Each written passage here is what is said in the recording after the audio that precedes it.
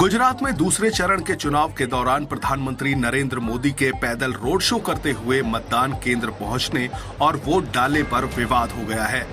जिस वक्त मोदी निशान पब्लिक स्कूल पोलिंग बूथ पर जा रहे थे, सड़क के दोनों ओर भाजपा कार्यकर्ता मोदी मोदी के नारे लगा रहे थे। देश के सभी मीडिया चैनलों ने मतदान और चुनाव आचार संहिता को भुलाते हुए मोदी का ये मेगा शो कवर किया और लाइव दिखाया। इस पर राजनीतिक विश्लेषक अभय दुबे भड़क गए और उन्होंने एबीपी न्यूज, रूबिका लियाकत और मीडिया को खरी खरी सुनाई। उन्होंने एबीपी न्यूज पर कहा कि चुनाव आचार संहिता का उल्लंघन करते हुए प्रचार हो रहा है, बीजेपी के झंडे लहराए जा रहे हैं और मीडिया भजन कीर्तन कर रहा है। भाजपा के झंडे लहराने का समय आपके संवाददाता नहीं कहा था कि भाजपा के झंडे लहराए जा रहे हैं। अच्छा, मुझे बताइए, बीजेपी का कार्यक्रम लग रहा है कि भारतीय जनता पार्टी का झंडा देखिए, क्या भारतीय जनता पार्टी का झंडा लहराया जा रहा है तो उसको प्रशासन को रोकना चाहिए, नहीं रोकना चाहिए। और एक पत्रकार के तौर पे आपको ये कहना चाहिए कि नहीं कहना चाहिए कि झंडा यहाँ पे नहीं लहराया जाना चाहिए। राष्ट्रीय झंडा नहीं है, भारतीय जनता पार्टी का झंडा है। कार्यक्रम हो रहा है जो मुझे लग रहा है कि प्रायोजित है। इस प्रायोजित कार्यक्रम के ऊपर मेरी एक टिप्पणी है, आप उस टिप्पणी का सम्मान कीजिए और कम से कम मेरी बात मुझे एक बात का जवाब दीजिए कि भारतीय जनता पार्टी का झंडा लहराया जा रहा है ये सही है या गलत है। नहीं, जो हो रहा है सामने वो तथ्य के तौर पे आपके सामने पेश कर रहा हूँ और साथ में कह रहा हूँ कि भजन कीर्तन बंद कीजिए, समीक्षा कीजिए, भजन कीर्तन बंद कीजिए, भजन कीर्तन बंद कीजिए। अभय दुबे ने कहा कि ये प्रधानमंत्री का प्रायोजित कार्यक्रम है। उन्होंने रूबिका से पूछा कि मतदान वाले दिन वोटिंग सेंटर के पास इस तरह से पार्टी का झंडा लहराना सही है या गलत। उन्होंने मीडिया और पीएम मोदी पर प्रचार करने और छवि निर्माण करने का आरोप लगाया। इस पर रूबिका लियाकत ने खोखला तर्क दिया कि कार्यकर्ता भी तो आम जनता है और वोटर हैं। अगर वो झंडे लेकर पहुंच गए तो झंडे जला दिए जाएं क्या?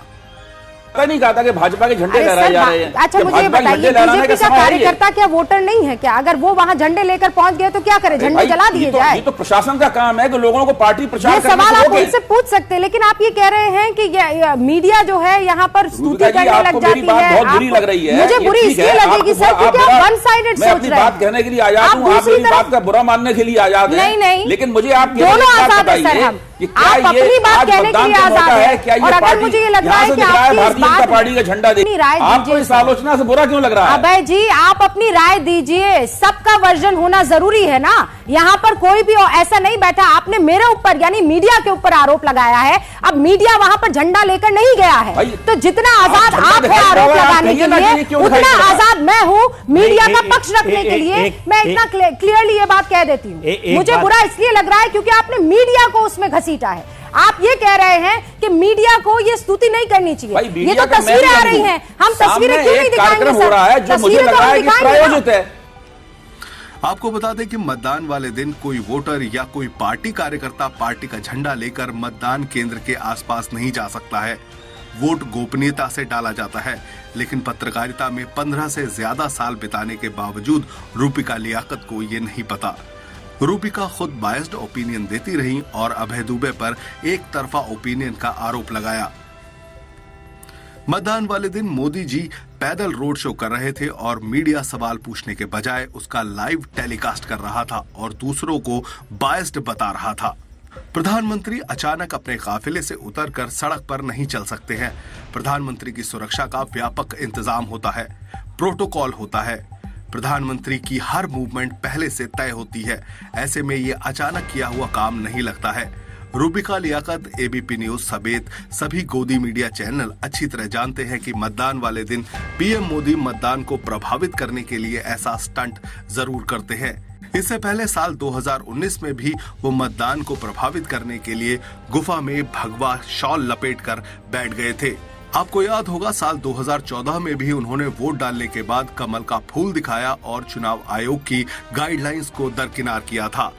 अब सवाल ये पैदा होता है कि अगर देश के सर्वोच्च पद पर बैठा आदमी ही चुनाव आयोग की धज्जियां उड़ाएगा तो सांसद, विधायक, पार्षद और पंच सरपंच क्या सबक लेंगे? चुनाव आयोग लोकतंत्र का रक्षक होता है। अगर देश का सबसे बड़ा नेता ही उसकी मर्यादा का चीरहरण करेगा तो लोकतंत्र का क्या होगा? सोचिए और विचार कीजिए। बात में दम लगा हो तो हमारे चैनल को सब्सक्राइब कीजिए।